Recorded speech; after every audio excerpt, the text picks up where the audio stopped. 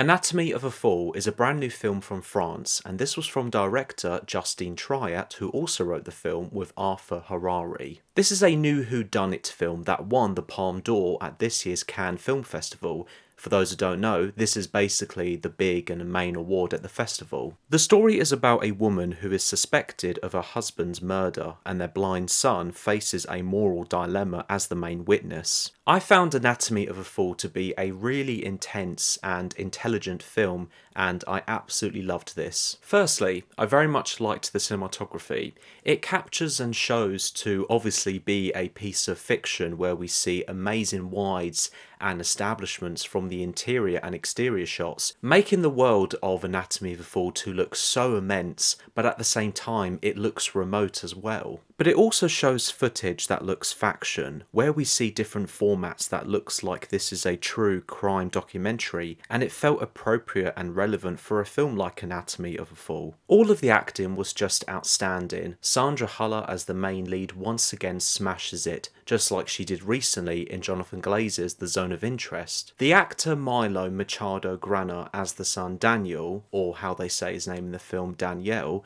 I thought delivered one of the best physical child performances I've ever seen. The two actors as the lawyer and father I thought both did an excellent job as well. A couple more performances I wanted to mention, one being the guy who played the prosecutor I thought was so vicious, hard work, tough, and on point of how some prosecutors can be in real life. And the other performer I wanted to mention was the family's dog named Snoop. Children and animals are the most difficult to work with when it comes to making a film, and I have to say hats off to Snoop's trainer in this film, because to be honest with you, Snoop is the best trained dog I've ever seen in a film. Without giving anything away, there is a difficult scene that involves Snoop and aspirin, and just how this moment was captured looked real from Snoop's performance. I could be wrong, this could have been a puppet that the art department made, but from my experience, that looked real to me.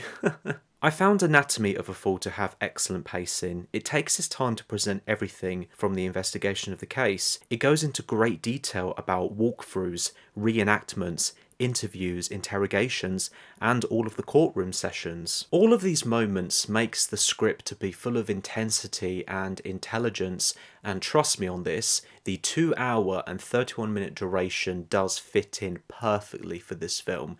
And for me, it went by very quickly. The dialogue was a lot to take in, and it can be heavy, especially for the courtroom sessions.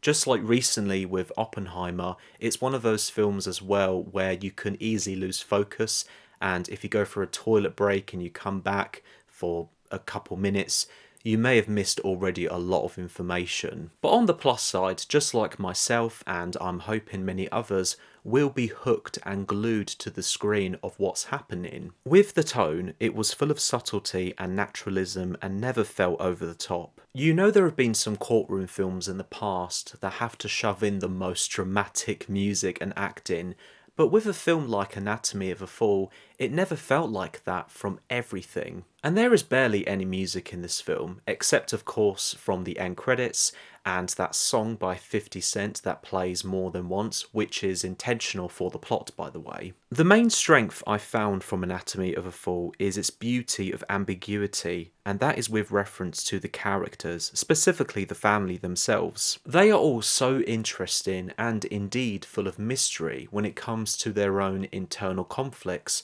and with the husband and wife of the problems they've both faced as a marriage. What unfolds throughout the film lets the audience have an opinion of judging whether these problems that are from evidence, witnesses, and the mum and son themselves are true or not, all leading towards the relevance of the husband/father's fall and death. I understand why ambiguity is not for everyone. It can feel less conclusive and more anticlimactic. But just like from an example like Anatomy of a Fall, in my opinion, it feels less of that and more unforgettable. For the audience to think and discuss more and deeply with other viewers gives your mind to explore so much more about this film's mystery and the family. And I absolutely respect that Anatomy of a Fall is a film like this. But in the end, I loved this film. I would highly recommend it, and especially to those who appreciates ambiguity in storytelling. It is one of my favourites of the year and I cannot wait to rewatch it. Check this out now in UK cinemas. Based on my Letterboxd rating, I'm going to give Anatomy of a Fall 5 stars out of 5. Thank you so much for watching. I hope you've enjoyed this video. Please let me know your thoughts about the film in the comments below. And if you liked what you watched, feel free to subscribe and look out for more videos coming your way.